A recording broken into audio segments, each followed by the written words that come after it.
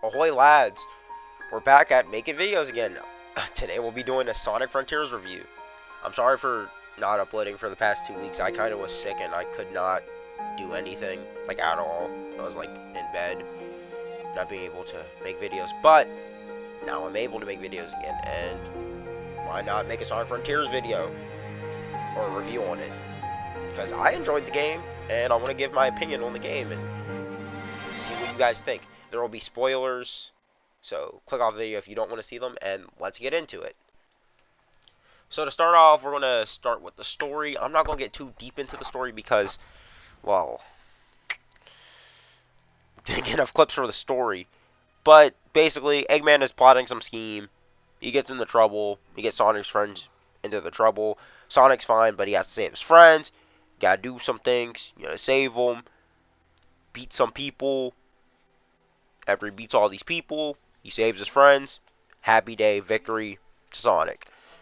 So to start off, past the story, because we ain't really getting that deep into it, we're going to talk about the speed. And the cool thing about this game is you may think, oh, it's an open world game, Sonic's going to be really slow, and I'm going to have to start off with slow speed, and he's going to have garbage movement.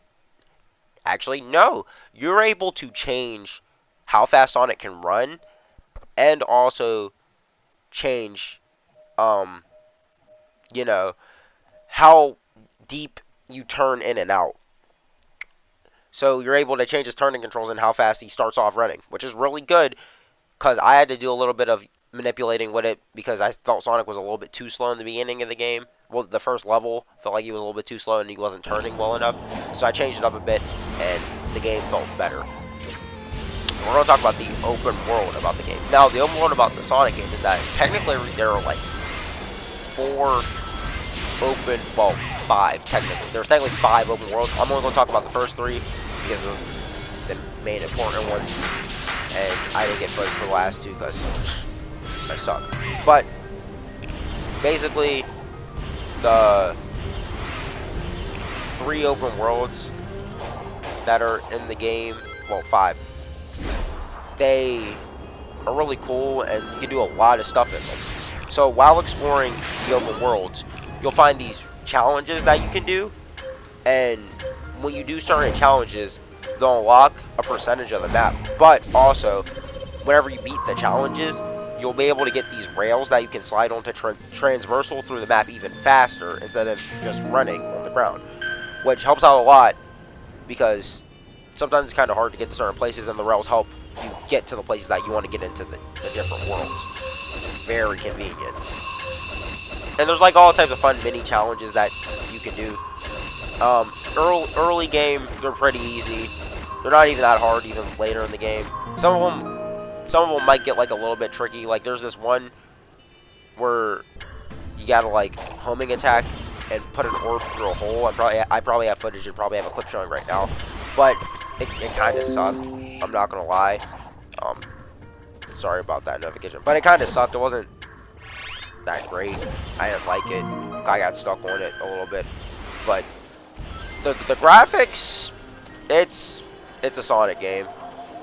It's a Sonic game. I really cannot complain about the graphics of this game. It looked like Sonic. It looked like what I expected Sonic to look like. So it's okay for a Sonic game. Like, it looks like Sonic. There's not an issue with that. Now we're gonna move on to the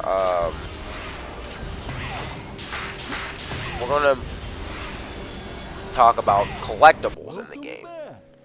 Oh wait, actually, before we talk about collectibles, funny thing, Big the Cat is in the game, and you can fish with Big the Cat.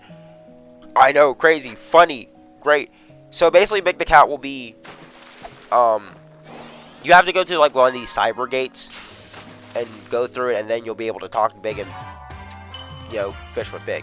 But before we talk about like, well, and if you fish with Big, you could get a whole bunch of like collectibles that help you through your adventure. So now we're going to talk about the collectibles so you understand. But Big the Cat is kind of broken though, because he can, if you get a certain collectible to fish with him, you could like fish a whole bunch and then just make your Sonic like really overpowered in the beginning of the game. I didn't abuse this. I just played normally because the game wasn't even that hard, and I just like exploring. I really liked exploring a lot. But let's talk about the collectibles. Now, there is a plethora of collectibles, I'll tell you. There are so many. Well, not really. There's so many different types.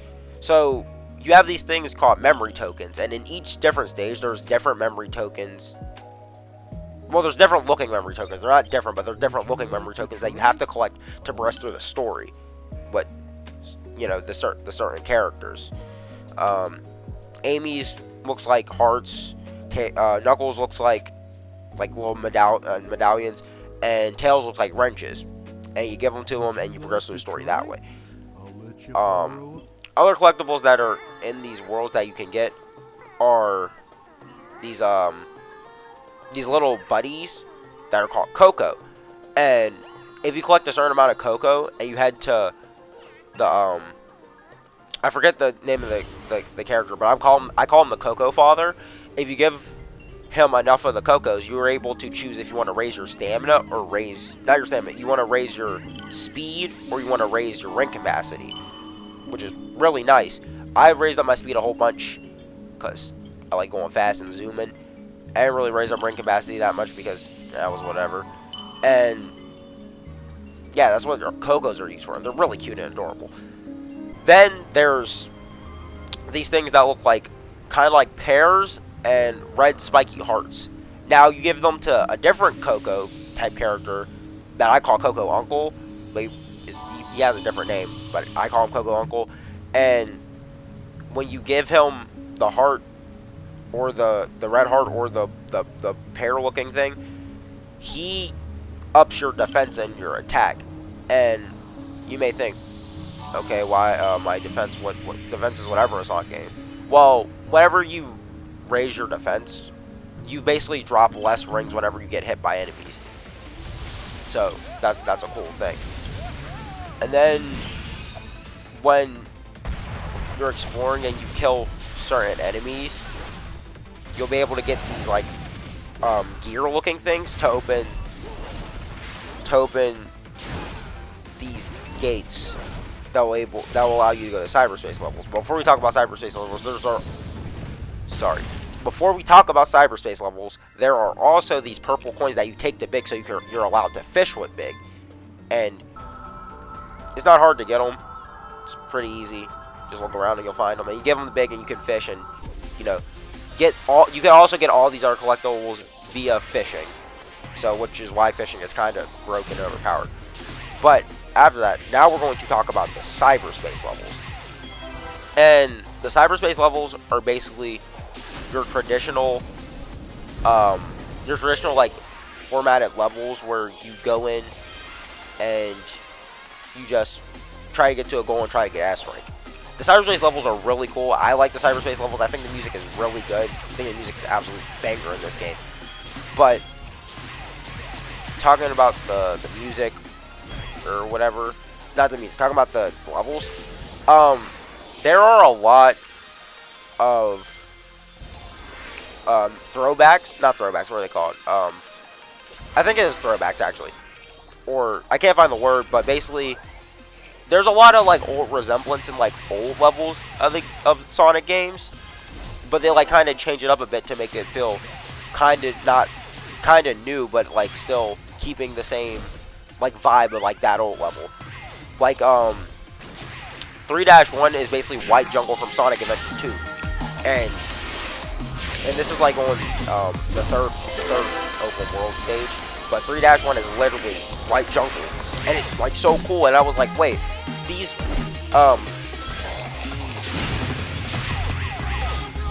not ropes, but that's basically ropes. These ropes that you grab onto are really resemblant of like you go into White Jungle, and then like the rail that you go on to slide and go through certain places, and the way you like go, like you slide on the rail and like you're pushing like against it to like not go, but you're going, and you spring off of it, you keep going through the stage, and then you see like the platforms fall like White Jungle near the end of it. Oh, it's so sublime and cool. There's also the stage. There's the stage 1-4, which is in the first world. That's basically Green Hill Zone from Sonic Generations. Or was it only? I think it's like basically windmill. I forget what it is. The windmill. I forget what the windmill stage is called from Sonic Unleashed whenever you're like going, but it's basically that and Sonic Generations interpretation of Green Hill Zone, which is really cool. I like that throwback too. Then you got not 7 Dead. You got 1-7, which is Escape from the City from Sonic Adventures 2, which is like dope. I love Sonic Adventures. These stages are cool.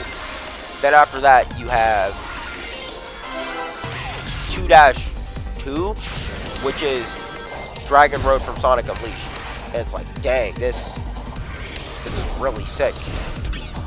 And basically the premise of cyberspace levels are you're supposed to collect keys to unlock Chaos Emeralds so you can progress through the game more.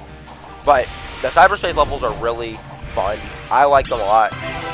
I prefer the more 3D-ish ones than the 2D-ish ones because they had like great 2D because nostalgia and all that. But I prefer the 3D-esque stages, and it was fun to like speedrun some of them. I really did like speedrunning some of them. It was really good. Alright, so after that, now we can get on to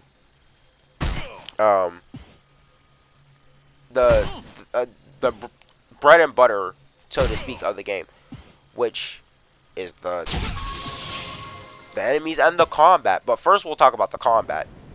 So in this Sonic game,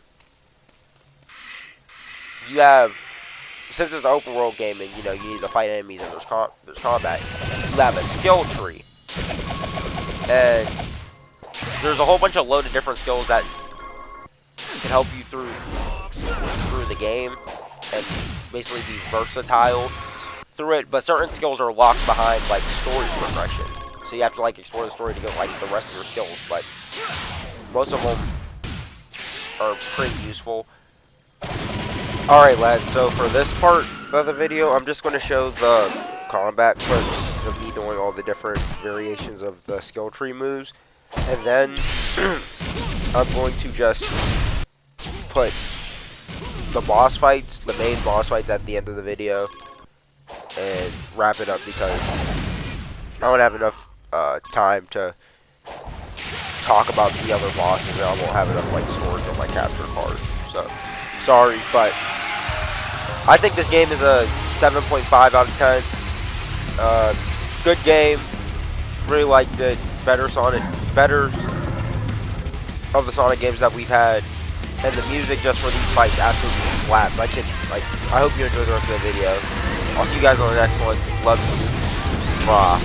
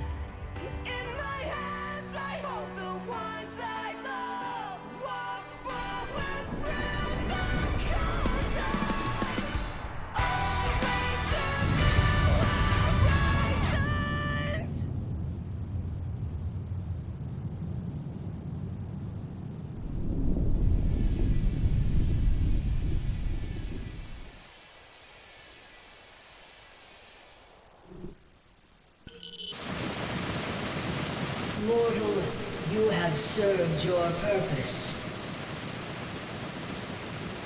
Now face your end. I am the all-consuming void.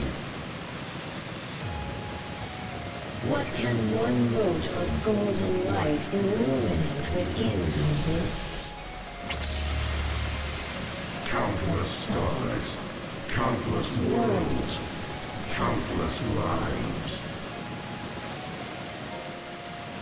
All fell to me, all brought to nothing. All the teeming chaos of creation brought to order, to neutrality, to nothing. I saw your mind as you ran through my prison. You have fought machines and gods. They were mighty. They were finite. I am infinite. I am nothing. You struggle as so many have done before. You will be consumed like all those before you. I saw your line. Your courage never wavered. Why? Arrogance, ignorance, stupidity. I was contained once. Once. Is that why? My captors bent time and space. My captors built a whole reality to contain me. My captors burned their souls away to fuel their engines. And you?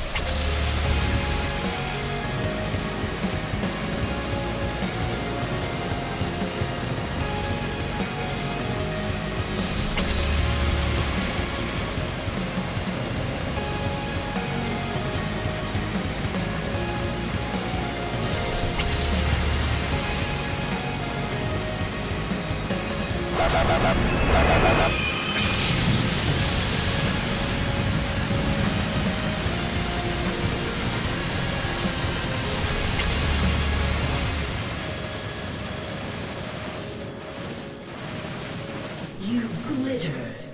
You fly about me like a gnat. I am inevitable. I cannot be denied. You strike this incarnation with all your might. It changes nothing. You are not brave. You are not victorious. No matter what form I take,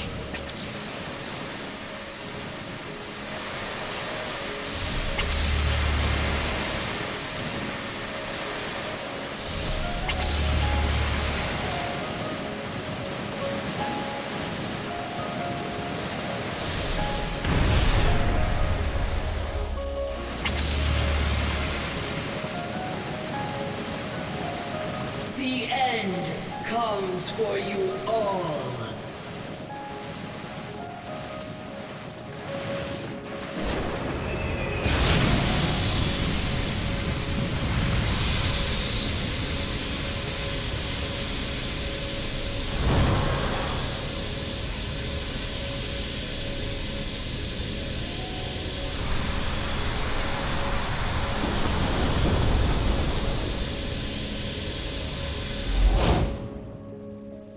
Now or never!